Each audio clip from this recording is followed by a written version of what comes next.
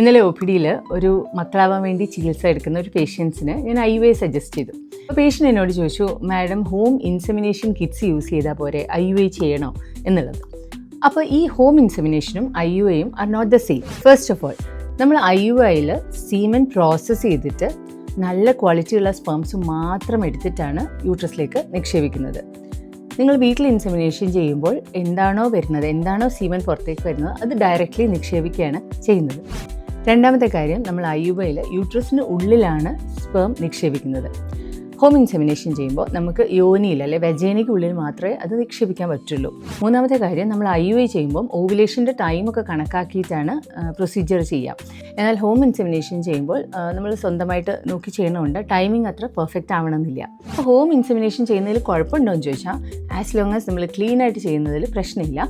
പക്ഷേ അതിൻ്റെ റിസൾട്ട്സും അതിൻ്റെ പ്രോസസ്സും എന്ന് പറയുന്നത് IUI വെച്ചിട്ട് കമ്പയറബിൾ അല്ല. IUI എന്ന് പറഞ്ഞാൽ ഒരു സയൻറ്റിഫിക് പ്രൊസീജിയറാണ്, പ്രഗ്നൻസി ആവാനുള്ള ട്രീറ്റ്മെൻറ്റ് ആണ്.